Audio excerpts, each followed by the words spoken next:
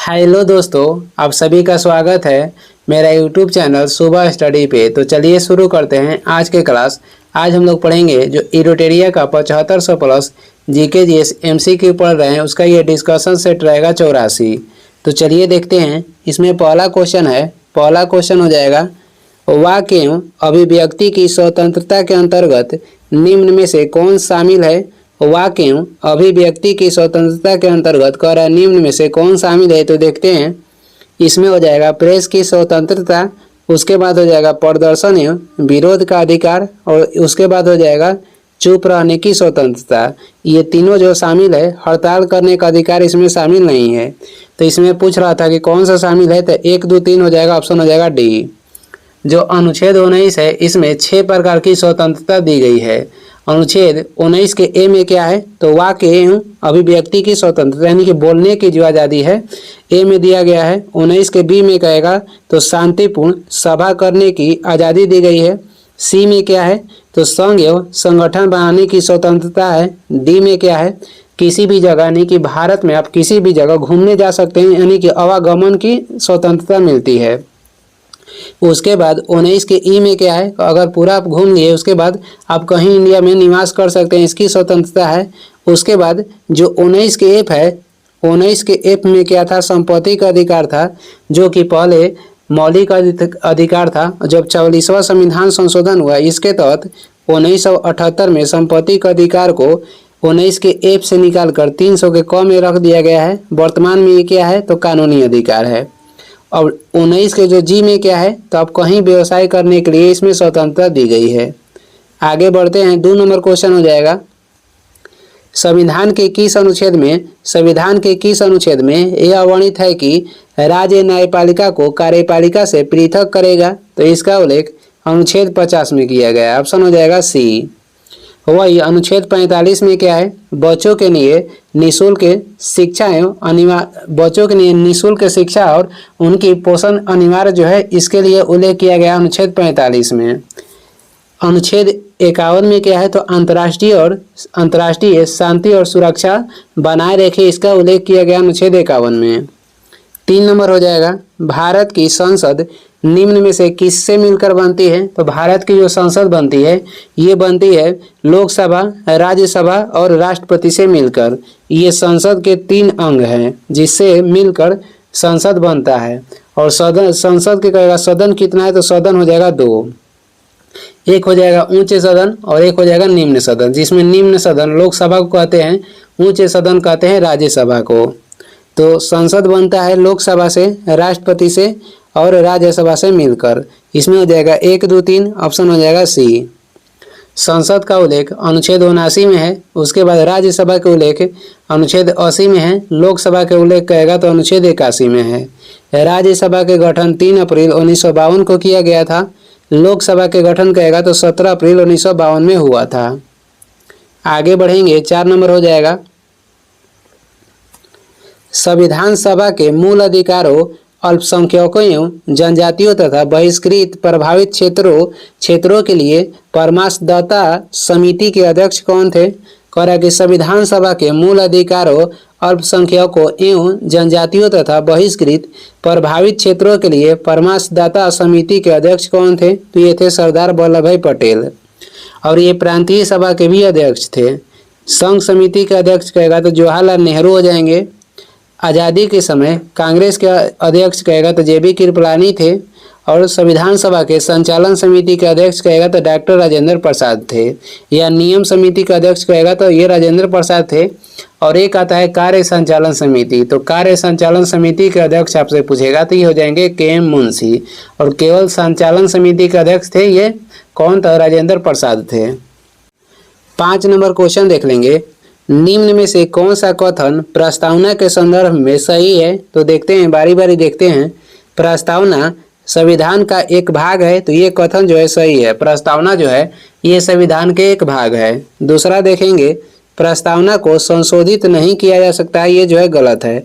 प्रस्तावना को संशोधित नहीं किया जा सकता है, ये गलत है, क्योंकि केशवानंद भारती बनाम जो 1973 में हुआ था, ये केरल के मामला था। इसमें बोला गया था कि प्रस्तावना को संशोधित कर सकते हैं। जो प्रस्तावना है इसमें 3 प्रकार के न्याय पाया जाता है। इसका ट्रिक हो जाएगा असरा, अ से होता है आर्थिक न्याय, स से हो जाएगा सामाजिक न्याय और अ से हो जाएगा राजनीतिक न्याय। तो 3 प्रकार के न्याय प्रस्तावना में पाया जाता है। 6 नंबर हो जाएगा देश के शासन में मूलभूत है और विधि बनाने में इन तत्वों को लागू करना राज्य का कर्तव्य होगा। यह निम्न में से किसके संबंध में कहा गया है? तो ये कहा गया है राज्य के नीति निर्देशक तत्व के बारे में, जो कि अपना देश में लिया गया है आयरलैंड के संविधान से। उल्लेख कहेगा तो इसका उल्लेख अनुच्छेद 36 से 51 तक मिलता है। मूल अधिकार लिया गया है अमेरिका के संविधान से, इसका उल्लेख अनुच्छेद 12 से 35 तक है। मूल्य कर्तव्य लिया गया है ये सोवियत संघ रूस से, इसका उल्लेख अनुच्छेद 51 के क में है। 7 नंबर हो जाएगा लोकसभा को उसके कार्यकाल की समाप्ति के पूर्व ही भंग किया जा सकता है। तो ये किसके सलाह पे? तो ये लोकसभा को उसके कार्यकाल की समाप्ति से पहले भंग कर सकते हैं मंत्रिपरिषद की सलाह पे। कौन? तो राष्ट्रपति। मंत्रिपरिषद के सलाह पे राष्ट्रपति के द्वारा लोकसभा को कार्यकाल से पूर्व भंग किया जा सकता है। वही जो राज्यसभा है कभी भी भंग नहीं होता है। इसके 1/3 सदस्य जो है 2 वर्ष पे निर्वाचित होते हैं। लोकसभा भंग होता है अनुच्छेद 85 के तहत। आगे बढ़ते हैं, अगला क्वेश्चन हो जाएगा 8 नंबर है संयुक्त राष्ट्र के किस मुख्य अंग की सदस्य संख्या संयुक्त चार्टर में संशोधन करके 2 बार बढ़ाई गई? कह रहा है कि संयुक्त राष्ट्र के किस मुख्य अंग की सदस्य संख्या संयुक्त चार्टर में संशोधन करके 2 बार बढ़ाई गई? किसका बढ़ाया गया है? इसका आंसर हो जाएगा आर्थिक एवं सामाजिक परिषद। इसका जो है इसका सदस्य संख्या बढ़ाया गया है 2 बार। ऑप्शन हो जाएगा डी। शांति और सुरक्षा ये कौन देखता है? तो ये देखता है सुरक्षा परिषद। अंतर्राष्ट्रीय न्यायालय जो है इसका गठन हुआ था 1946 में, मुख्यालय हो जाएगा द हेग। आगे बढ़ेंगे, अगला क्वेश्चन हो जाएगा, अगला है इसमें किस संविधान संशोधन अधिनियम द्वारा यह प्रावधान किया गया कि राष्ट्रपति राष्ट्रीय आपातकाल की उद्घोषणा केवल मंत्रिमंडल की लिखित सिफारिश प्राप्त होने पर ही कर सकता है? क्वेश्चन कर रहा है कि किस संविधान संशोधन अधिनियम के द्वारा यह प्रावधान किया गया कि राष्ट्रपति राष्ट्रीय आपातकाल की उद्घोषणा जो है केवल मंत्रिमंडल की लिखित सिफारिश प्राप्त होने पर ही कर सकते हैं? तो ये कहा गया है 44वां संविधान संशोधन के तहत। ऑप्शन हो जाएगा बी। और 42वां संविधान संशोधन के तहत ये कहा गया था कि जो राष्ट्रपति होंगे ये मंत्रिमंडल के सलाह मानने के लिए बाध्य होंगे। इसका उल्लेख कहा गया है, तो ये 42वां संविधान संशोधन में कहा गया था। 10 नंबर क्वेश्चन हो जाएगा एमाइलेज एंजाइम का स्त्राव किसके द्वारा होता है? जो एमाइलेज एंजाइम है इसका स्त्राव किसके द्वारा होता है? तो अग्नाशय के द्वारा। ऑप्शन हो जाएगा ए। अग्नाशय जो है एक प्रकार के मिश्रित ग्रंथि है और इसका कारण ये है कि ये अंतःस्त्रावी और बाह्यस्त्रावी दोनों है। जठर रस से क्या निकलता है? तो पेप्सिन और रेनिन जो एंजाइम है ये निकलता है जठर रस से। अमाशय से क्या निकलता है? हाइड्रोक्लोरिक अम्ल जो है ये अमाशय से निकलता है।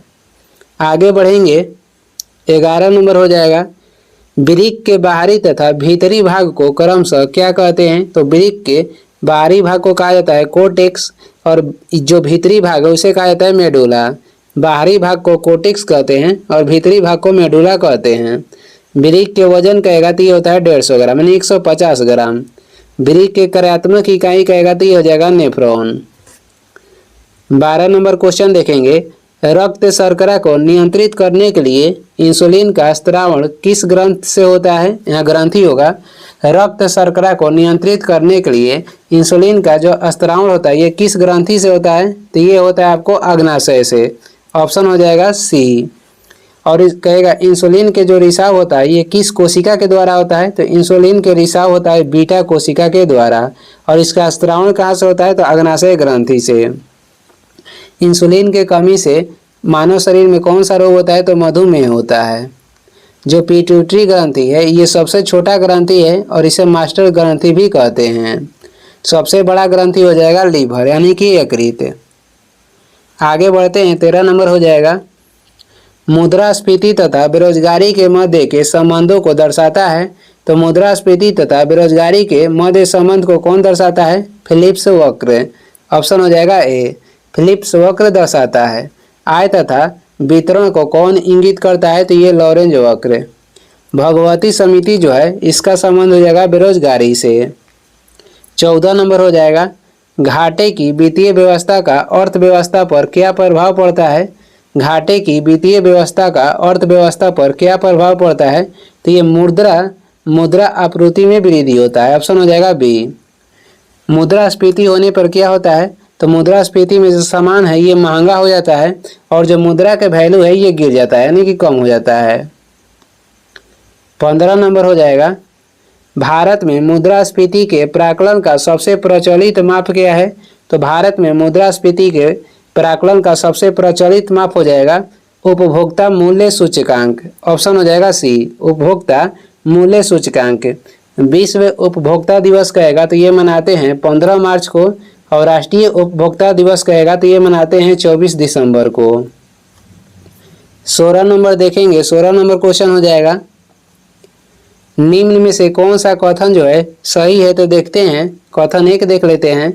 भारतीय रिजर्व बैंक के राष्ट्रीयकरण 1 जनवरी 1950 को किया गया था, जो कि गलत है। इसका राष्ट्रीयकरण 1 जनवरी 1949 को हुआ था। दूसरा देखेंगे, भारतीय रिजर्व बैंक का लेखा वर्ष जो है अप्रैल से मार्च है, जो कि ये भी गलत है। भारतीय रिजर्व बैंक के जो लेखा वर्ष है ये 1 जुलाई से 30 जून है। भारतीय रिजर्व बैंक के लेखा वर्ष 1 जुलाई से 30 जून है। आरबीआई के जो गठन हुआ था यंग हिल्टन कमेटी के तहत किया गया था, और यंग हिल्टन कमेटी जो है इसका गठन हुआ था 1926 में। भारत के वित्तीय वर्ष चालू होता है तो 1 अप्रैल से भारत के वित्तीय वर्ष हो जाएगा 1 अप्रैल से 31 मार्च, और आरबीआई के लेखा वर्ष कहेगा तो 1 जुलाई से 30 जून होता है। 17 नंबर हम लोग क्वेश्चन देखेंगे। 17 नंबर में क्या है, निम्न में से कौन व्यापक मुद्रा कहलाती है? तो व्यापक मुद्रा आपको बताना है कि कौन व्यापक मुद्रा कहलाता है। तो ये हो जाएगा M3। M3 व्यापक मुद्रा का अंतर्गत आता है। M3 या M4 भी कह सकते हैं, ये दोनों आता है व्यापक मुद्रा में। संकुचित मुद्रा कहेगा तो ये हो जाएगा M1। आरबीआई का लेखा वर्ष है तो आरबीआई के लेखा वर्ष कहेगा तो अभी तुरंत ही क्वेश्चन आया था, तो ये हो जाएगा 1 जुलाई से 30 जून, ये आरबीआई के लेखा वर्ष होता है। और भारत के वित्तीय वर्ष कहेगा तो ये 1 अप्रैल से 31 मार्च तक होता है। आरबीआई के प्रथम गवर्नर जनरल कौन थे? तो ये थे ओसबर्न स्मिथ। और आरबीआई के प्रथम उप गवर्नर कौन थे? तो केजी उदेसी। और आरबीआई के प्रथम स्वतंत्र भारत के बाद आरबीआई के पहला गवर्नर कौन बने थे? तो सीडी देशमुख। स्वतंत्रता के बाद प्रथम गवर्नर कौन बने? सीडी देशमुख। आगे बढ़ेंगे, 19 नंबर हो जाएगा, भौतिक मानचित्र में निम्न में से किसे शामिल किया जाता है? तो भौतिक मानचित्र में शामिल किया जाता है पर्वत को, पठार को, मैदान को तथा महासागर को। तो इसमें हो जाएगा 1, 2, 3, 4, ऑप्शन हो जाएगा बी। पर्वत को भौतिक मानचित्र में कैसा दिखाया जाता है? तो भूरा। मैदान को कैसा दिखाया जाता है? तो हरा। और नदी को दिखाया जाता है कैसा? तो नदी को ब्लू दिखाया देता है। 20 नंबर देखेंगे, 20 नंबर क्वेश्चन हो जाएगा। 20 नंबर है, निम्नलिखित में से कौन सुमिलित नहीं है? तो देखते हैं, कुद्रेमुख ये लौह अयस्क के लिए प्रचलित है, ये सही है, और यह है कर्नाटक में। कोलार प्रचलित है सोना के लिए, ये भी कर्नाटक में है। कोडरमा कहेगा तो ये चांदी के लिए प्रचलित नहीं है, तो ये गलत है। कोडरमा ये अभ्रक के लिए प्रचलित है, और ये कहाँ पे है? तो झारखंड में है। जावर की खान कहेगा तो सीसा और जस्ता के लिए प्रचलित है, और ये स्थित है राजस्थान में। इस क्वेश्चन में कह रहा था कौन मिलान सही नहीं है, तो ऑप्शन हो जाएगा सी। आगे बढ़ते हैं, 21 नंबर हो जाएगा, पूर्ण गरीबी का क्या अभिप्राय है? तो पूर्ण गरीबी के कह रहा कि अभिप्राय क्या है? तो इसमें हो जाएगा पूर्णतः गरीबी लोगों की संख्या के रूप में गरीबी। पूर्णतया गरीब लोगों की संख्या के रूप में गरीबी को पूर्ण गरीबी कहा जाता है। गरीबी के कहेगा कि निर्धारण किसके फार्मूला के द्वारा किया जाता है? तो गॉडगिल फार्मूला के द्वारा गरीबी का निर्धारण किया जाता है। गरीबी से संबंधित समिति हो जाएगा सुरेश तेंदुलकर समिति। आगे बढ़ेंगे, अगला हो जाएगा 22 नंबर, भारत में कौन सा शहर सबसे पारंपरिक कढ़ाई शैलियों में से एक चिकनकारी के लिए विश्व प्रसिद्ध है? तो ये शहर हो जाएगा लखनऊ, जिसे नवाबों का शहर कहते हैं। 4 मीनार कहाँ पे स्थित है? हैदराबाद में। हुसैन सागर झील कहेगा ये भी हैदराबाद में है। पिछौला झील कहाँ है? तो उदयपुर, ये उदयपुर राजस्थान में है। राष्ट्रीय कपड़ा अनुसंधान संस्थान कहेगा तो ये है अहमदाबाद में। 23 नंबर हो जाएगा, निम्न में से कौन सा देश स्थलरूढ़ देश है? तो स्थलरूढ़ देश की संख्या टोटल कहेगा तो 44 है। इसमें कह रहा है कौन सा स्थलरूढ़ देश है? तो ये हो जाएगा स्विट्जरलैंड। ऑप्शन हो जाएगा सी। काला वन कहाँ पाया जाता है? जर्मनी में पाया जाता है। यूरोप के खेल के मैदान स्विट्जरलैंड को कहते हैं। और रक्त के वर्षा कहेगा कहाँ पे होता है? तो ये होता है इटली में। सबसे बड़ा स्थलरूढ़ देश कहेगा तो ये हो जाएगा कजाकिस्तान। आगे बढ़ेंगे, 24 नंबर हो जाएगा, निम्न में से कौन सी नदी हिमालय की पूर्ववर्ती नदी है? तो हिमालय की पूर्ववर्ती नदी हो जाएगा सिंधु नदी, सतलज नदी तथा ब्रह्मपुत्र नदी। इसमें हो जाएगा सभी 1, 2, 3।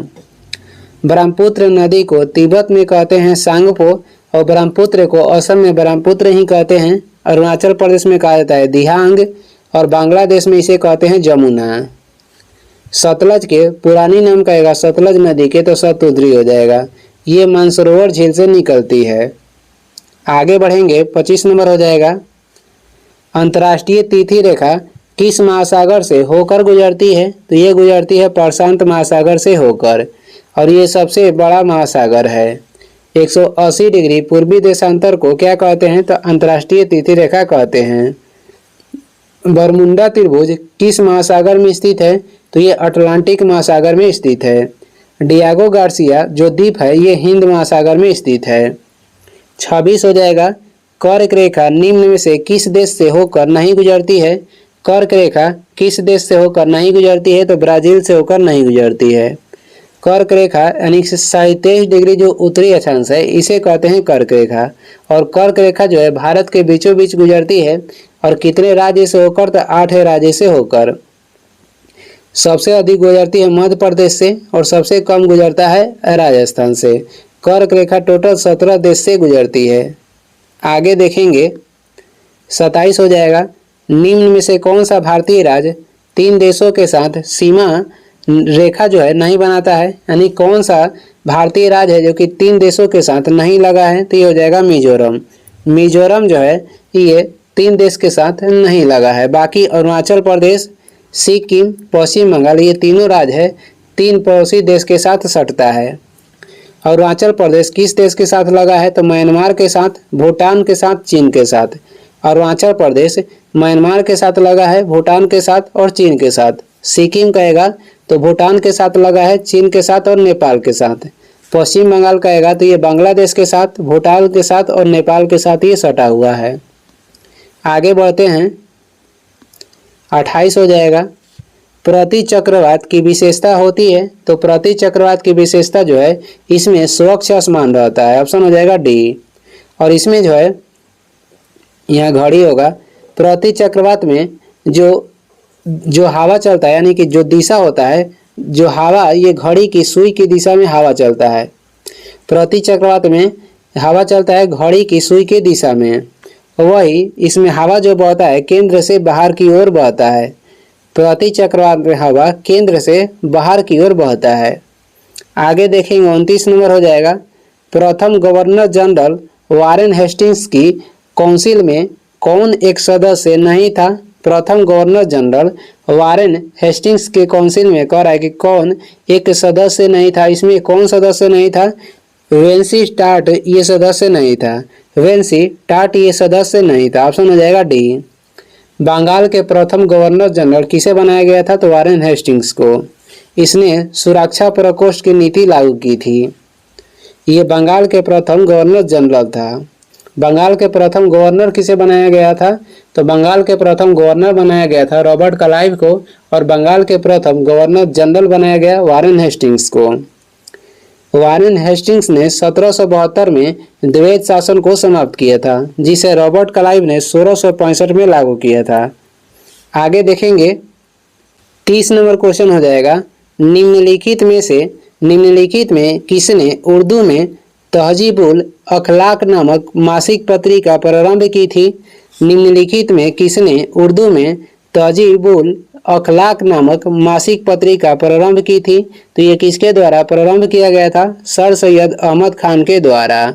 ऑप्शन हो जाएगा सी। इन्होंने 1875 में मोहम्मद एंग्लो ओरिएंटल कॉलेज की स्थापना भी किए थे। कांग्रेस के प्रथम मुस्लिम अध्यक्ष कहेगा तो बदरुद्दीन तैयब जी थे, जो कि मद्रास अधिवेशन में बने थे 1887 में। कांग्रेस के कहेगा किस अधिवेशन में पहली बार राष्ट्रीय गीत गाया गया था, तो ये 1896 में कलकत्ता अधिवेशन में पहली बार राष्ट्रीय गीत गाया गया था, जिसके अध्यक्ष कौन थे, तो रहीमतुल्लाह मोहम्मद सियानी थे। सारे जहां से अच्छा हिंदुस्तान हमारा, ये किसका नारा है, तो मोहम्मद इकबाल का। आगे बढ़ते हैं, 31 नंबर क्वेश्चन हो जाएगा। 31 नंबर में है कर निम्नलिखित में कौन एक गलत सुमिलित है। इसमें से गलत आपको छांटना है। सुरेंद्र नाथ बनर्जी का संबंध इंडिया टुडे से नहीं था, तो यही गलत है, ऑप्शन हो जाएगा ए।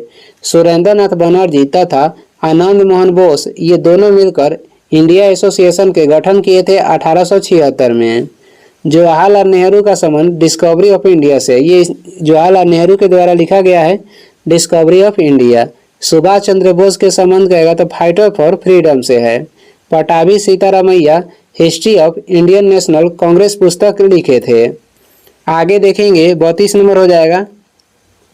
अष्टदिग्गज किसके दरबार में रहते थे। अष्टदिग्गज ये रहते थे कृष्णदेवराय के दरबार में, ऑप्शन हो जाएगा बी।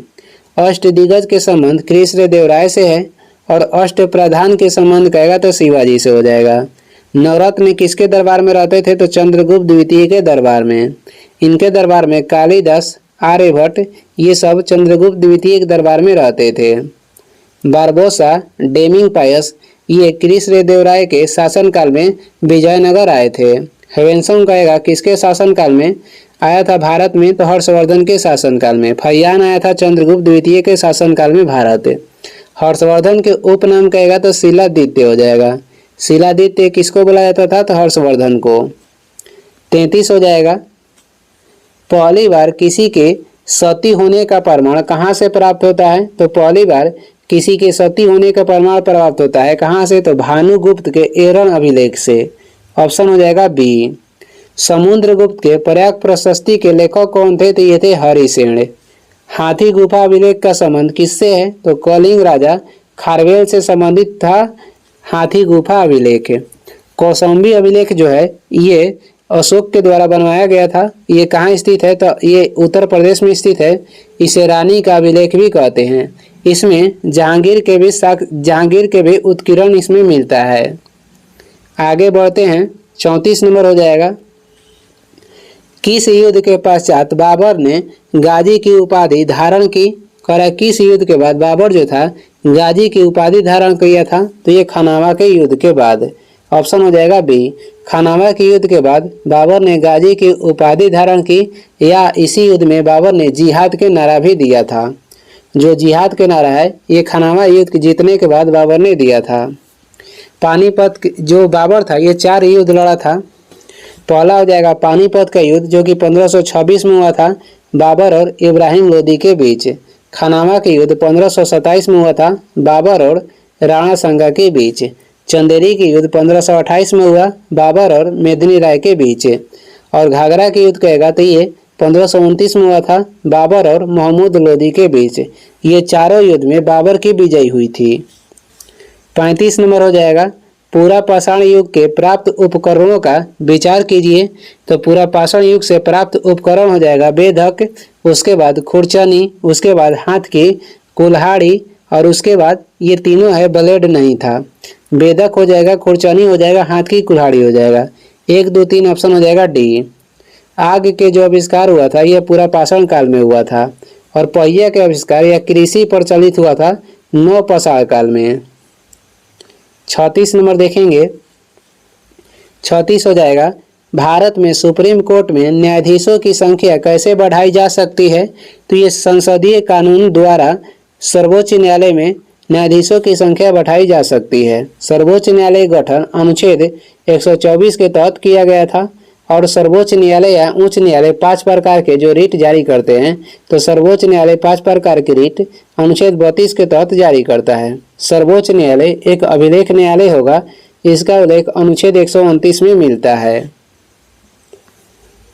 37 नंबर हो जाएगा। लाठी क्लब की स्थापना निम्नलिखित में से किसने की थी? तो लाठी क्लब की स्थापना किया गया था। किसके द्वारा? तो लाठी क्लब की स्थापना किए थे कौन? तो बाल गंगाधर तिलक। ऑप्शन हो जाएगा सी।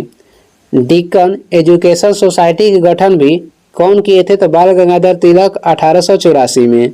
Deccan education society. नौजवान सभा के गठन भगत सिंह के द्वारा किया गया था 1926 में। गौरव दल के नेता 3 थे, जो कि लाला लाजपत राय, बिपिन चंद्रपाल तथा बाल गंगाधर तिलक। 38 नंबर क्वेश्चन हो जाएगा। 38 नंबर में है, निम्नलिखित में कौन चतुराईपूर्ण निष्क्रियता की नीति के साथ जुड़ा हुआ है? निम्नलिखित में कौन चतुराईपूर्ण निष्क्रियता की नीति के साथ जुड़ा हुआ है? तो ये जुड़ा हुआ है जॉन लॉरेंस। ऑप्शन हो जाएगा डी। वारेन हेस्टिंग्स ने सुरक्षा प्रकोष्ठ की नीति अपनाए थे। सती प्रथा का अंत किसके द्वारा किया गया था? तो लॉर्ड विलियम बेंटिक के द्वारा। सार्वजनिक निर्माण विभाग की स्थापना लॉर्ड डलहौजी ने करवाया था। पिंडारियों का दमन का संबंध कहेगा किससे है? तो लॉर्ड हेस्टिंग्स से। लॉर्ड हेस्टिंग्स और जो वारेन हेस्टिंग्स थे, ये दोनों अलग अलग थे। पिंडारियों के दमन के संबंध कहेगा तो लॉर्ड हेस्टिंग्स से हो जाएगा, और सुरक्षा प्रकोष्ठ नीति के संबंध कहेगा तो वारेन हेस्टिंग्स से हो जाएगा। 39 नंबर देखेंगे। 39 नंबर हो जाएगा, निम्नलिखित में किस गुरु ने अकाल तख्त की स्थापना की थी? अकाल तख्त की स्थापना किसके द्वारा किया गया था? गुरु हरगोविंद के द्वारा। गुरु हरगोविंद के द्वारा। अकाल तख्त को क्या बोला जाता है अन्य भाषा में? तो ईश्वर का सिंहासन। गुरु तेग बहादुर की हत्या कौन करवाए थे? औरंगजेब, और ये क्रम से 9वां गुरु थे। गुरु अर्जुन देव की हत्या कौन करवाए थे? जहांगीर, और ये क्रम से 5वां गुरु थे। खालसा पंथ की स्थापना किसके द्वारा किया गया था? गुरु गोविंद सिंह के द्वारा। आगे देखेंगे। 40 हो जाएगा, जलियांवाला बाग हत्याकांड के विरोध में वायसराय की कार्यकारिणी परिषद की सदस्यता से किसने इस्तीफा दे दिया? तो ये दिए थे शंकरन नायर। ऑप्शन हो जाएगा सी। नाइटहुड के उपाधि जो था कौन लौटाए थे? रविंद्रनाथ टैगोर। जो ये जलियांवाला बाग हत्याकांड हुआ था, इसे जांच करने के लिए हंटर कमीशन के गठन किया गया था, और कांग्रेस द्वारा एक और समिति गठन किया गया था जांच करने के लिए, जिसका नेतृत्व कर रहे थे कौन? तो मदन मोहन मालवीय। आगे बढ़ेंगे। अगला हो जाएगा 41 है, प्रथम दिल्ली दरबार का आयोजन किस गवर्नर जनरल के काल में किया गया था? प्रथम जो दिल्ली दरबार का आयोजन हुआ था, ये लॉर्ड लिटन के कार्यकाल में हुआ था। ऑप्शन हो जाएगा ए। लॉर्ड लिटन के कार्यकाल में हुआ था। ऑप्शन हो जाएगा ए। वर्नाक्यूलर प्रेस एक्ट ये कब लागू किए थे? तो 1878 में। 1878 में वर्नाक्यूलर प्रेस एक्ट को लागू किए थे लॉर्ड लिटन। प्रथम जो दिल्ली दरबार के आयोजन हुआ था, ये हुआ था 1877 में, और दूसरा जो दिल्ली दरबार के आयोजन हुआ था, ये हुआ था 1903 में, और तीसरा हुआ था 1911 में। विश्वविद्यालय अनुदान आयोग के जो गठन किया गया था 1904 में, ये लॉर्ड कर्जन के शासनकाल में किया गया था। प्रथम कारखाना अधिनियम किसके शासनकाल में लाया गया था? लॉर्ड रिपन के शासनकाल में। और वर्नाक्यूलर प्रेस एक्ट की समाप्ति कौन किए थे? तो लॉर्ड रिपन किए थे 1882 में। प्रथम कारखाना अधिनियम 1881 में लाया गया था, और द्वितीय कारखाना अधिनियम कहेगा तो 1891 में लाया गया था। 1891 में। आगे बढ़ेंगे। 42 नंबर हो जाएगा, शक्ति का विमीय सूत्र होता है। तो शक्ति के विमीय सूत्र आपको निकालने के लिए पहले सभी भौतिक राशि का आपको क्या तो सूत्र याद होना चाहिए। शक्ति बराबर होता है कार्य बटे समय, और कार्य बराबर होता है बल गुणे दूरी। बल के जो विमीय सूत्र होता है, ये होता है एम एल टी के पावर -2। बल के हो गया। दूरी को दर्शाएंगे किससे? तो एल से। समय को दर्शाएंगे टी से। तो एल यहाँ पर आकर स्क्वायर हो जाएगा ये वाला, और टी ऊपर जाएगा तो -3 हो जाएगा। तो ये हो जाएगा एम एल स्क्वायर टी के पावर -3। ऑप्शन हो जाएगा सी, शक्ति का विमीय सूत्र। आगे बढ़ेंगे। 43 नंबर हो जाएगा, निम्नलिखित में से किस रंग के प्रकाश का पौधे द्वारा तीव्र अवशोषण होता है? तो पौधे के द्वारा प्रकाश संश्लेषण के द्वारा कौन सा रंग का तीव्र अवशोषण होता है? तो ये होता है नीला और लाल का। नीला एवं लाल का। 44 नंबर क्वेश्चन है, गन मेटल किसका मिश्र धातु है? जो गन मेटल है ये किसका मिश्र धातु है? तो गन मेटल में होता है कॉपर, जास्ता यानी कॉपर, जिंक, कॉपर हो जाएगा टीन हो जाएगा और जिंक हो जाएगा। यानी कि तांबा होता है, जास्ता होता है और टीन होता है गन मेटल में। ऑप्शन हो जाएगा ए। और इसी में अगर टीन के जगह पर निकल मिला दीजिएगा तो ये हो जाएगा जर्मन सिल्वर। गन मेटल और जर्मन सिल्वर मिश्र धातु जो है इसमें केवल निकेल और टीन के अंतर होता है। टीन होता है किसमें, तो गन मेटल में, और जर्मन सिल्वर में होता है टीन की जगह पर निकेल। तांबा और जास्ता क्या होता है, दोनों में कॉमन होता है। जो कांसा है ये किसका मिश्रण है, तो तांबा और टीन का मिश्रण है। सोल्डर किसका मिश्रण है, तो ये टीन तथा सीसा का मिश्रण है सोल्डर। आगे बढ़ते हैं, 45 नंबर हो जाएगा। किस उत्प्रेरक की उपस्थिति में खाद्य वनस्पति तेल वसा में परिवर्तित किए जाते हैं। किस उत्प्रेरक की उपस्थिति में खाद्य वनस्पति तेल वसा में परिवर्तित किए जाते हैं, तो किसकी उपस्थिति में, तो निकेल के उपस्थिति में, और यह होता है हाइड्रोजनीकरण के द्वारा। आवारा तत्व किसे कहा जाता है, हाइड्रोजन को। हाइड्रोजन को भविष्य के ईंधन भी बोलते हैं और ये सबसे अच्छा ईंधन है। मैग्नीशियम किस में पाया जाता है, क्लोरोफिल के केंद्र में मैग्नीशियम धातु उपस्थित रहता है। ऑक्सीजन की खोज सीले तथा प्रिस्टले के द्वारा किया गया था। 46 हो जाएगा। नेत्रदान में कौन सा भाग दान दिया जाता है, तो नेत्रदान में दान करने वाला आंख के भाग होता है ये होता है कॉर्निया। ऑप्शन हो जाएगा सी। और मानव के आंख में प्रतिबिंब का कहाँ बनता है, तो ये बनता है रेटिना पर। और मानव नेत्र में जो प्रतिबिंब बनता है ये बनता है वास्तविक, सीधा तथा उल्टा।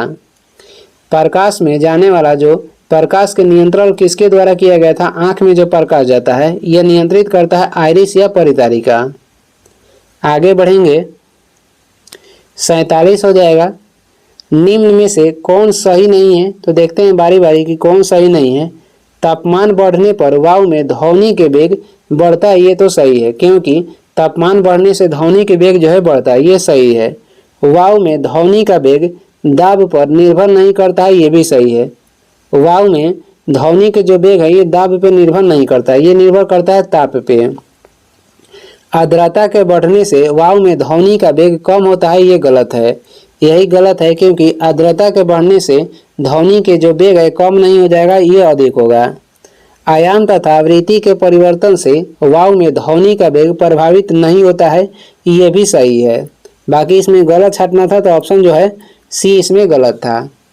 48 हो जाएगा। प्रत्यावर्ती धारा को दिष्ट धारा में परिवर्तन करने वाली युक्ति को कहते हैं, यानी कि एसी को कह रहा है कि डीसी में कौन बदलता है, तो ये बदलता है रेक्टिफायर। और डीसी को एसी में बदलता है इन्वर्टर, यानी कि इसके उल्टा। ट्रांसफार्मर जो है ये एसी पे कार्य करता है, ये ऊंचे वोल्टेज को निम्न में बदलता है या निम्न से वोल्टेज को ऊंचे में चेंज करेगा। आगे देखेंगे, 49 नंबर हो जाएगा। इसमें सूची 1 को सूची 2 के साथ मिलान करना है। लाइपेज जो एंजाइम है ये इसका कार्य क्या है, तो लाइपेज जो एंजाइम है, लाइपेज ये वसा को विघटन करने में मदद करता है। वसा विघटन एंजाइम हो जाएगा लाइपेज। ट्रिप्सिन के कार्य क्या है, तो ट्रिप्सिन ये प्रोटीन के पाचन में सहायता करता है।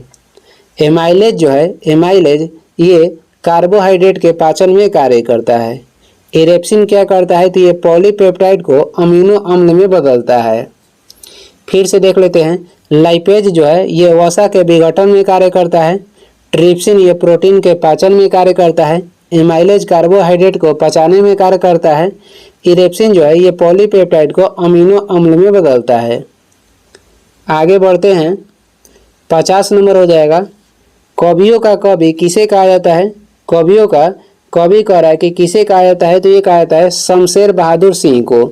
इनको कवियों का कवि कहा जाता है। राष्ट्र कवि की संज्ञा किसे दी गई है, मैथिली शरण गुप्त को। कुछ महत्वपूर्ण वन लाइनर क्वेश्चन ये भी देख लेते हैं।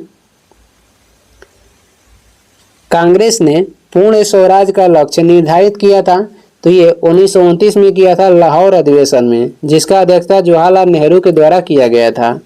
कांग्रेस के द्वारा पहली स्वाधीनता दिवस मनाया गया था 26 जनवरी 1930 को।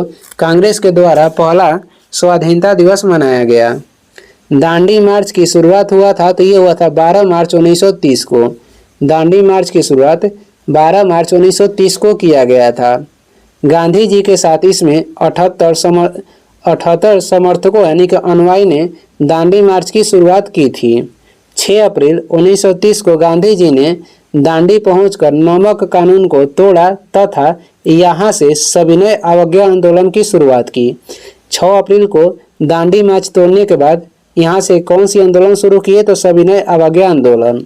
यानी आप याद कर लीजिएगा डेट सही कि दांडी मार्च की शुरुआत 12 मार्च 1930 को हुआ था। इसमें 78 अनुयायी भाग लिए थे महात्मा गांधी के साथ। और 6 अप्रैल 1930 को दांडी मार्च तोड़ा गया और यहाँ से सविनय अवज्ञा आंदोलन की शुरुआत हुई। सुभाष चंद्र बोस ने गांधी जी के नमक सत्याग्रह की तुलना किससे किए थे? नेपोलियन के एल्वा से पेरिस यात्रा से किए थे। सुभाष चंद्र बोस ने गांधी जी के नमक सत्याग्रह की जो तुलना किए थे, ये किए थे नेपोलियन के एल्वा से पेरिस यात्रा से किए थे। कांग्रेस के 1931 में हुए अधिवेशन की अध्यक्षता किसके द्वारा किया गया था? सरदार वल्लभ भाई पटेल के द्वारा। इसी अधिवेशन के दौरान गांधी जी ने कहा था कि गांधी मर सकते हैं परंतु गांधीवादी नहीं। ये कब बोले थे? तो कराची अधिवेशन में। इसी अधिवेशन में जवाहरलाल नेहरू ने मूल अधिकारों का संकल्प प्रारूपित किए थे, यानी मूल अधिकारों की जो मांग था ये मांगे थे या पेश किए थे। और ये इस वीडियो के लास्ट क्वेश्चन है। वीडियो को लास्ट तक देखने के लिए धन्यवाद। वीडियो पसंद आ रहा है तो लाइक कर दें, चैनल पर नए हैं तो सब्सक्राइब कर दें। कुछ सुझाव है, सलाह देना है तो कमेंट करके ज़रूर बताएं। Thank you.